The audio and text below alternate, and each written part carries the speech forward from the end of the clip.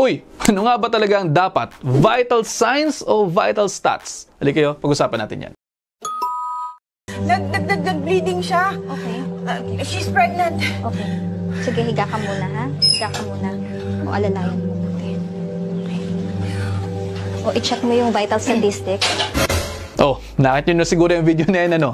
At hindi yan nakaligtas sa mga mata natin, pero nakaligtas sa production team ng teleserye. Siguro kasi sobrang busy na rin nila. Pero ang tama po ay vital signs at hindi vital statistics. Hindi naman sa binabash ko sila at hindi rin naman sa pinoprotektahan ko sila. Pero kasi yung mga ganyan naman na nakikita natin sa teleserye ay kadalasan mga hindi medical field. Tapos hindi naman talaga actor pa in the sense na nagugroom ng network and all yung gumaganap. Naranasan ko na rin yan sa ilang mga teleserye ng GMA7, pati na rin movies nung nag-aaral pa ako. Kasi kinakailangan ko nga ng pera. Tapos eto, atin-atin lang. Nung tinatry kong i-correct ang ilan sa mga ginagawa nila, kasi alam ko nga medyo mali, nagagalit sa kanyang product. Meron daw kasi sila nung creative freedom and license. For me, sige go. Kaya minsan, napapagtawanan tayo. Anyway, back to real health stuff regarding this. Vital signs po ang tamang term. Ang vital statistics kasi ay ginagamit sa mga beauty pageants para magbigay ng glimpse ng katawan ng kandidata. Pero ang vital signs, basic dyan, includes your blood pressure, heart rate, pulse rate, and temperature. Yan kadalasan ng mga vital signs na inaalam sa pasyente dahil maraming ibinibigay na impormasyon ng mga yan. Yung blood pressure, mahalaga para sa mga tao na nahihilo, nagbi-bleeding, nag-iinom ng mga gamot na nagpapababa ng blood pressure, at iba pa.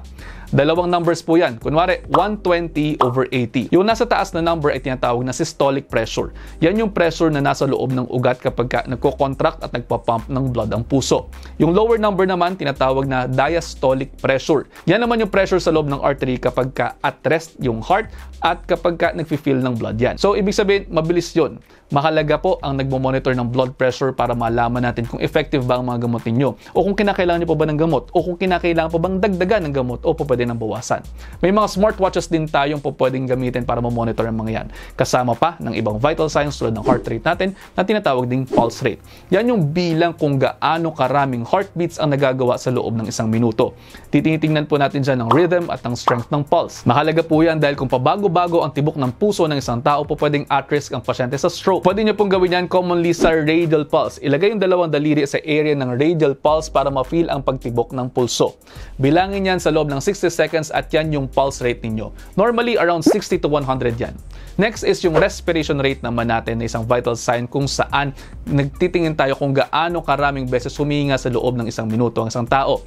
Mahalaga itong malaman sa mga kaso ng hirap huminga, kung nilalagnat ang pasyente at iba pa. Next naman nating vital sign na yung temperature. Pwedeng i-measure din yan sa bibig, sa puwet, sa kilikili, sa tenga at sa skin. Alam niyo naman siguro kung para saan yung temperature. Hindi maganda ang sobrang taas at sobrang baba dahil may mga sakit na pwedeng nagdudulot niyan na kinakailangang maimbestigahan. Minsan, sinasama din ang oxygen saturation kung hirap bang huminga ang pasyente para ma-check natin kung pumapasok ba ng ayos ang hangin sa katawan niya. Pero sa lifestyle medicine na specialization ko po, kung may time naman, nagdadagdag kami sa clinic ng ilan pang vital signs. Sinasama namin ang nourishment, movement, connectedness, sleep, happy self, resilience, screen time, substance abuse, and sense of purpose. Mas holistic siya kumbaga kasi usually sa amin naman ay up and about ang mga pasyente.